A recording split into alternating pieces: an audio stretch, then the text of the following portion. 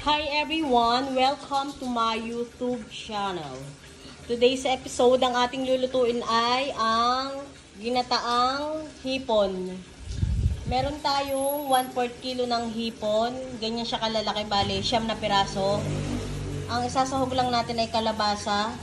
At meron na tayong 200 ml na gata. Galing yung palengke. At meron tayong 1 kilong pork chop. Gagawin natin siyang prito with breading mix. Spicy siya. Tara, luto na tayo. I-coat muna natin yung ating pork chop sa ating breading mix.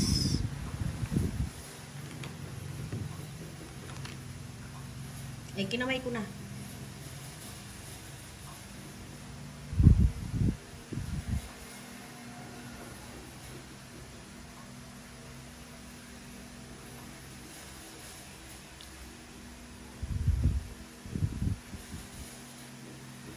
Hindi natin nilalahat itong 1 kilo kasi napakadami.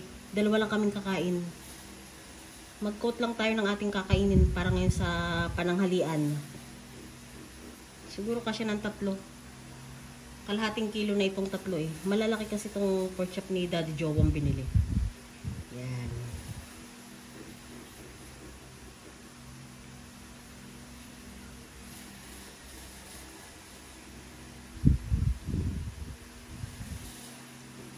Kaya muna natin siya dyan.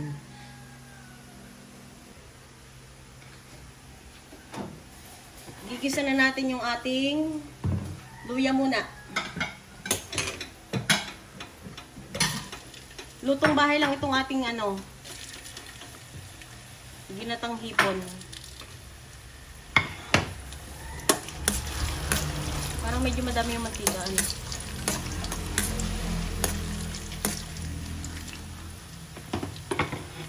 At ilagay na natin ang ating sibuyas, bawang, hanggang sa siya ay mas-caramelize.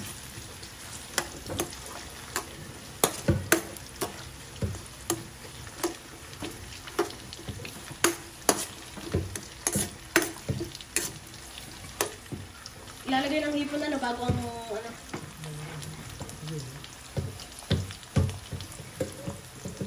unahin muna natin yung kalabasa kasi matigas ang kalabasa eh. Baka mabutay-butay yung ating hipon. Sutay lang siya. Balikan natin siya mga Mars pag medyo okay na yung ating kalabasa.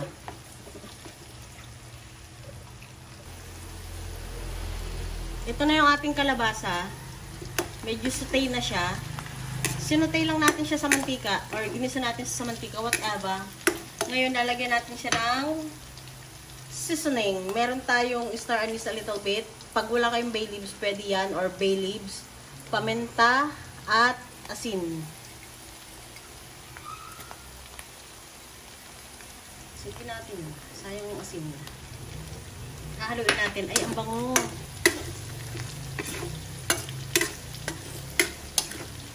Ilalagay natin ang ating 9 na pirasong hipon.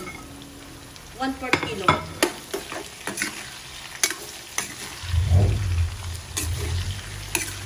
Kailangan ang lasa nito yung manamis-namis. Nag-iiban lasa niya pag nilalagyan siya ng bay leaves. Kaso wala pala kaming siling green. Wala itong pampahalang. Nakalimutang bumili. Pag meron kayong mga sili-sili dyan, pwede nyo na lang din lagyan. Ay, lalagyan ko na lang pala siya ng chili garlic paste. Ito yung ating chili garlic paste. Ay, natatapon. Yung ginawa ko kagabi.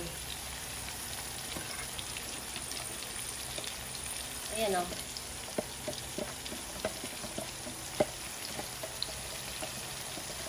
Isang kutsarita. Ay, isang kutsara.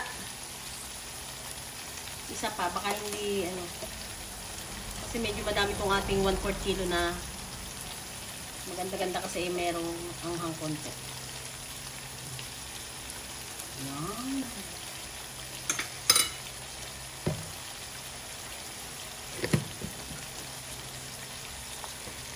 Haluin natin. Ay, matalab na yung ano sa amoy ko pa naman.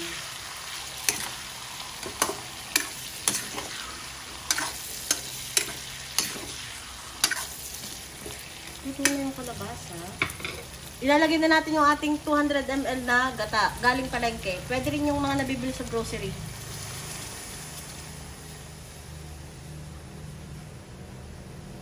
Antayin natin siyang kumulo. Balikan natin ng mga 2 to 3 minutes.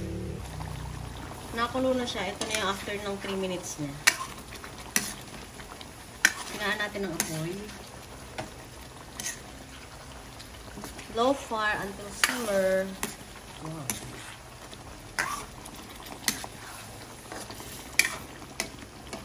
Gatang-gata. Ginatang hipon.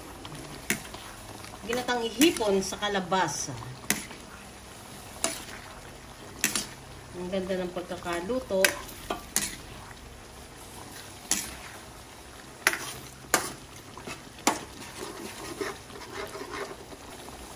Tikman natin.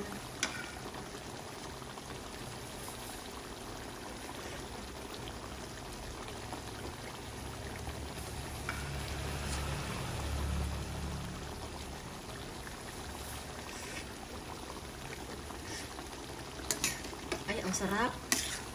Kulang lang siya ng medyo black pepper.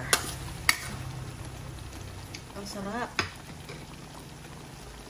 Lagyan natin ng paminta.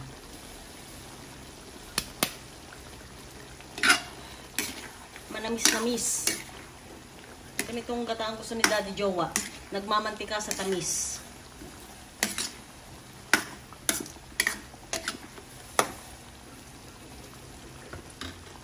Ready to serve na ang ating ginatang hipon sa kalabasa. Ito na yung ating coated na pork chop. Tapos na siya.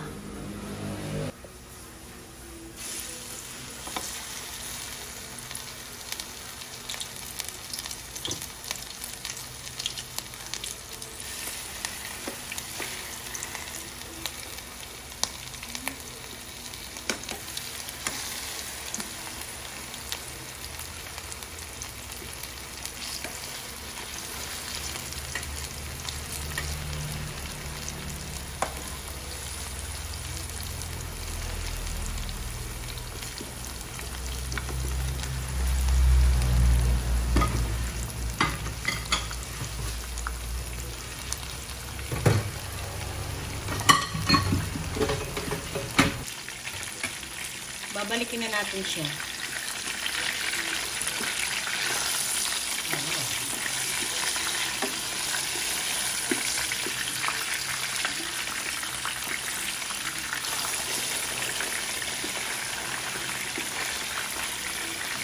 Ang ganda ng pagkakaluto, in fairness. Pag ipiprito, wag natin masyado laksan ng apoy kasi pwersado yung pagkaprito niya. Mahina lang. Hindi naman mahinang mahina. Medium heat. Medium fire, medium heat, whatever.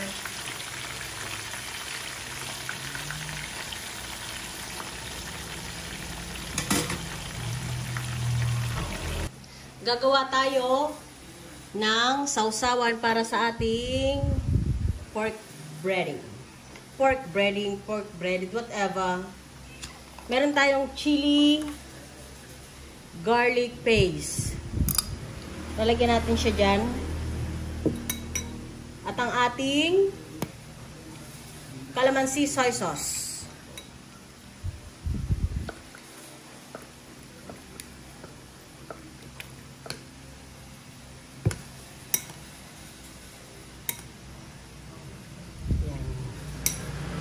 Pwede rin kung ang gusto nyo sausawan sa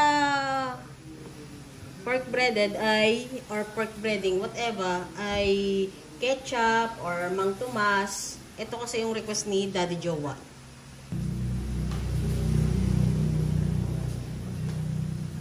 Aahunin na natin yung ating piniprito.